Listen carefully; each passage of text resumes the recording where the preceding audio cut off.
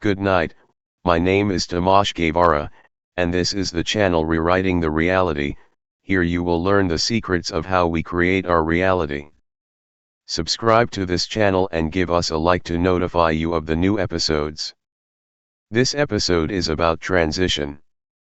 The definition of transition comes from Latin transitus, is the action and effect of moving from one state to another. The concept implies a change in the way of being. We usually understand transition as a process with a specific extension over time. Having explained it, we must understand that as human beings, we go through the first transition at birth, without us knowing it objectively. Even most of our parents do not even know or understand it. We spent mostly sleeping our first months of birth, waking only up to be fed by our mother, this to be acclimatizing to our objective experience. We spend our subjective experience most of the time sleeping. It is crucial to clarify that none or anything is unconscious. We use this term very often to justify our apparent ignorance of what we are doing, but it is incorrect. Objectively, we usually do not pay attention to our subjective self, the element, which we call intuition, and are surprised when we pay attention to it and get, so to speak, good results. This subjective self will never deceive us, but we do not trust it because society and our family taught us to ignore our intents. Everybody tells us that they are messages of evil, sinister, sinful, etc. There is a second transition that we usually make after our physical death. The action of transition in non-physical expression is the action of shedding the beliefs associated with a particular physical reality and shedding the objective awareness. For the objective awareness is only associated with physical reality, and it is not necessary in non-physical areas of consciousness. It may or may not create some challenge, dependent upon individual beliefs. However, because nothing is written in stone, this second transition can be made simultaneously while we are alive in this physical dimension. Today Alzheimer's is widespread, but we do not yet understand it. Our current science considers it a degenerative disease, and it was labeled as Alzheimer's disease, and they told us, Alzheimer's disease is the most common type of dementia. Dementia occurs due to changes in the brain, which affect a person's ability to think and remember. It can get worse enough to affect daily activities. Alzheimer's disease is not a normal part of aging. No one knows why it occurs, but a lot of research is being done on it. You may be at increased risk if you have a family member with the disease. Signs start slowly and may change or worsen over time. The person cannot control the signs. Treatment may help, but it doesn't cure the disease. Signs may include memory loss, especially from recent events, disorientation over time and space, flawed criteria, problems learning new information, changes in the ability to perform tasks such as driving, handling money, taking medications, cooking, dressing, and bathing. Care: your doctor may order tests to monitor your brain, such as a CT scan, MRI, or positron emission scan. Your doctor may also use tests to rule out other causes for memory loss and disorientation, evaluate the pattern of memory loss and a person's awareness of changes. Well, let me tell you this, all that science says is completely wrong. Dementia does not exist but is a belief and as such is a reality, but this we will examine later. In the meantime, we invite you to analyze the symptoms that science mentions as the results of it, changes we suffer in the brain that affect our ability to think. This is ridiculous because, in the first instance, we do not use the brain to think. The brain is only an organ, responsible for analyzing our beliefs concerning what we create and see. The brain is not our mind. Many of us have heard stories, and some have experienced these situations of being out of the body. Seeing the body in bed, or lying on a street, sidewalk, or elsewhere, and observing how other people are engaged in paying attention to revive them. At the same time, you're thinking and trying to understand what's going on, and this is the most straightforward proof that we don't use the brain to think. Science tells us that this affects a person's ability to remember and is quite the opposite. Let me explain. By leaving this physical dimension, meaning by dying, we come to an area that we might call regional area 3. In this area, we begin to get rid of our beliefs precisely because they are no longer necessary. Still, since it is all choices, some people decide to make this transition in this earthly life, and it is not that they lose their memory, it is that this decision implies remembering all the earthly lives that we have. The brain is not able to assimilate all that information. And it also does not have a reference point to analyze the situation, or if it has, it is based on beliefs. During certain moments, people will think that they are losing memory or lucidity, suffering from dementia. But they are not. The person who chose Alzheimer's is aware of all their lives, and that subjective openness allows him or her to see, at the same time, all the lives of the person they are interacting with, and the brain cannot accept it and enters chaos. If you experience Alzheimer and you are seeing a person, you can see all the focuses, or lives of this person, meaning this person changes from one moment to the other and is someone else, so those who are at this stage might suddenly ask you, "Excuse, who are you?" In these cases, that person is observing another you. This action reconfirms that time is simultaneous. It is not that this person loses the notion of time, on the contrary, he or she follows time as it is, simultaneous. You can experience this so-called phenomenon by watching yourself in a mirror in a room not fully illuminated. You will see how your face changes. Our science is studying diseases, their origin, and their relation to energy. All these so-called diseases are our creations based on our beliefs. These are the challenges we impose ourselves, and it all happens because we are retaining energy, and we cannot retain or block energy without consequences. Now let's see other effects of the transition that may or may not generate somewhat more of a challenge for the individual.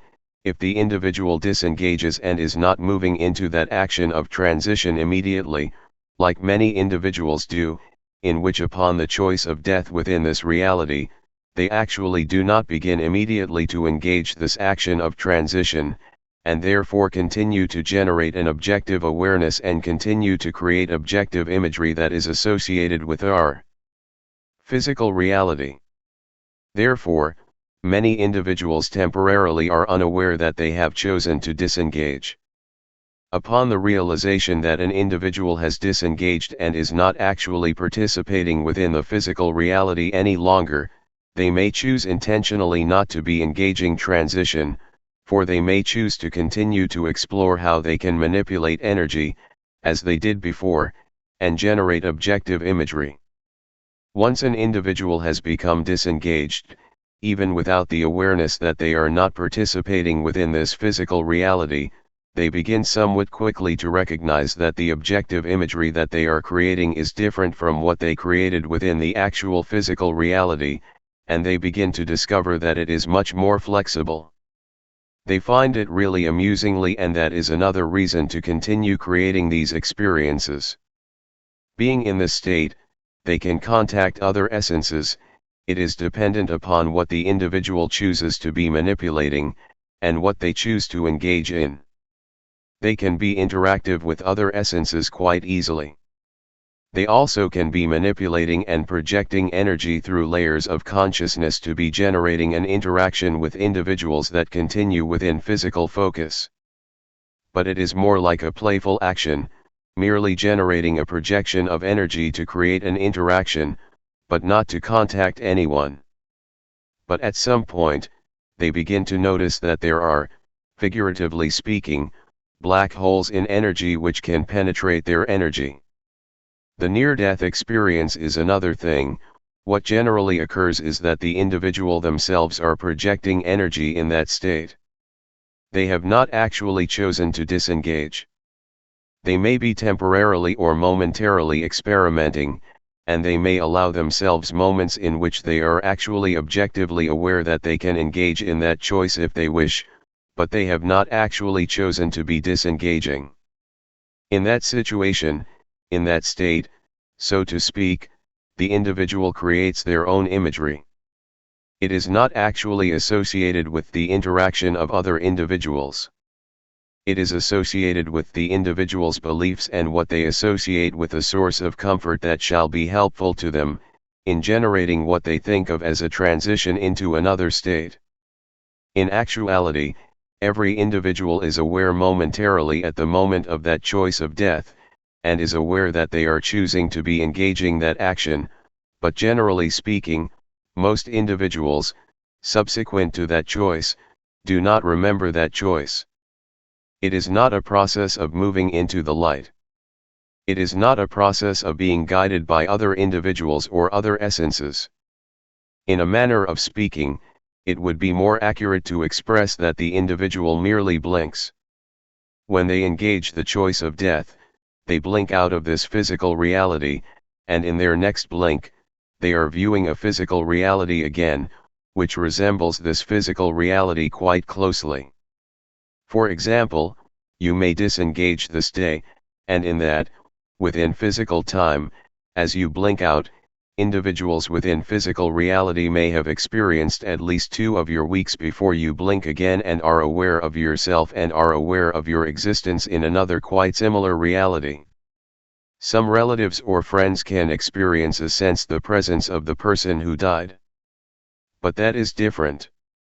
That is associated with energy deposits, which are very common, especially surrounding the death of an individual.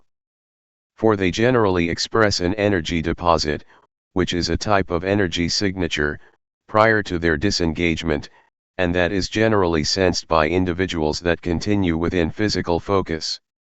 That is not unusual.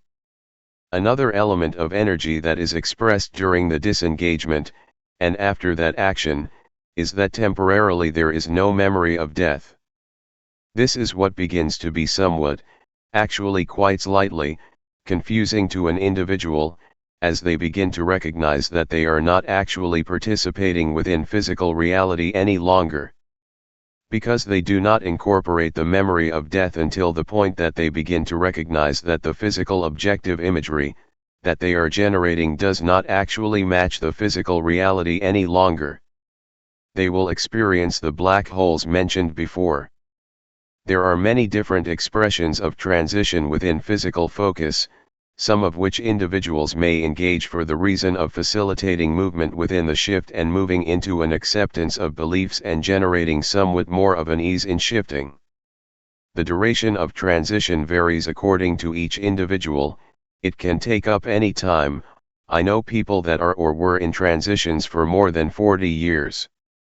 But when you engage, what we call Alzheimer's, that is a prelude to death. It generally moves the individual into the non-physical action of transition much more quickly. First, let me express to you that different individuals may experience transition within physical focus in very different manners. It is dependent upon what they are engaging in with this action of transition, and there is also an element in association with the individual's intent. Now, some individuals engage in transition within physical focus, in what appears to be a more dramatic manner, in which they may generate what you would view as unusual experiences. Some generate the experience that you term to be terminal diseases, like cancer or Alzheimer, which is actually an individual desire to generating transition in a concentrated manner within physical focus, in which the individual is not focusing their attention in merely this one manifestation or this one area of consciousness. Therefore, to you they appear to be drifting or not present. But other individuals, especially in this time framework, may choose to be engaging transition within physical focus merely as an aid to shifting. For the action of transition within physical focus is very similar to the action of shifting. Therefore, the individual may not necessarily experience strange events, or what we would consider to be unusual experiences. But in generating some aspects of this action of transition, that is helpful to some individuals in accepting their beliefs and generating an understanding of their own beliefs and their own truths, and it may also be helpful in more clearly recognizing the influences of their beliefs. Therefore, it is incorporated as an action to enhance the action of shifting. Many individuals are continuing to move in the direction of attempting to eliminate beliefs, but that merely generates more difficulty and more obstacles and confusion with individuals. For as I have expressed many times, beliefs are not being eliminated. Don't forget to subscribe to this channel and have wonderful dreams.